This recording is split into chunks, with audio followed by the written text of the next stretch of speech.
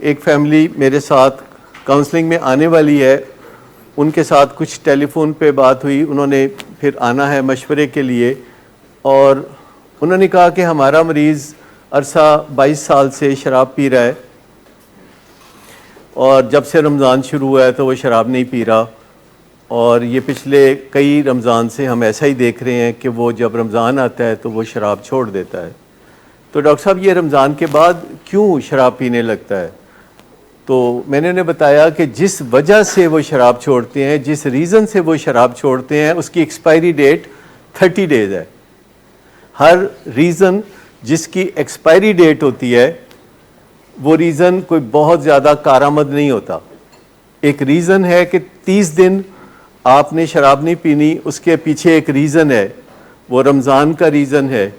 لیکن اگر آپ کو ساری عمر شراب نہیں پینا اور ساری عمر نشہ نہیں کرنا تو پھر آپ کو ایک ریزن چاہیے جو ساری عمر پہ لاگو ہوتا ہو۔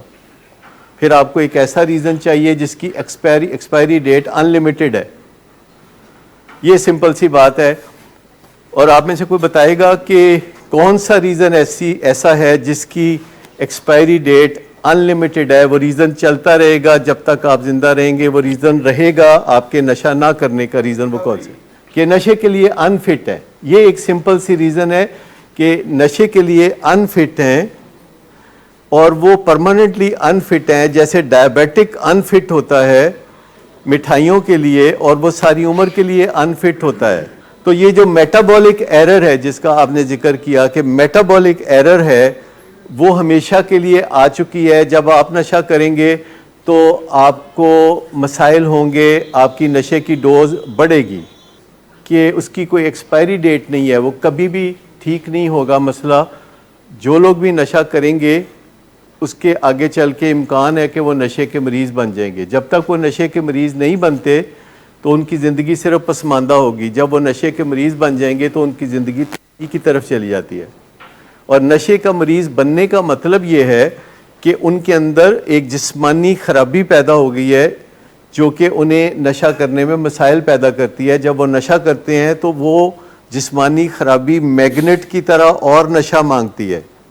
جب نشہ شروع کرتے ہیں تو آپ کا ارادہ ہوتا ہے تھوڑا کروں گا، اور جب آپ تھوڑا نشہ کرتے ہیں تو تھوڑی دیر کے بعد آپ کو زیادہ نشہ کرنے کو دل کرتا ہے، کیونکہ وہ اندر میگنیٹ جو ہے وہ سٹارٹ ہو جاتا ہے، ٹالرنس بڑھ جاتی ہے، میگنیٹ سٹارٹ ہو جاتا ہے، اور وہ نشے کی ڈیمانڈ کرنے لگتا ہے، وہ نشے کی مانگ کرنے لگتا ہے۔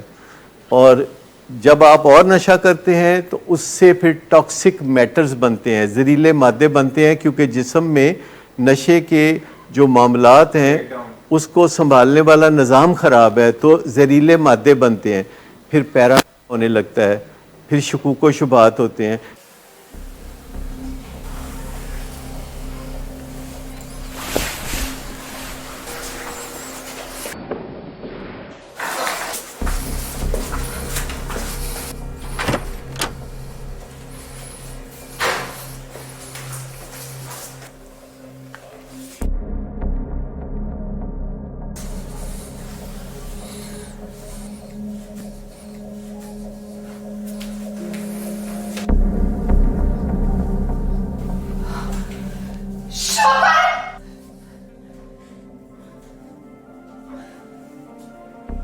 شراب نوشی کی وجہ کردار کی خرابی نہیں، موڈ کی خرابی ہے۔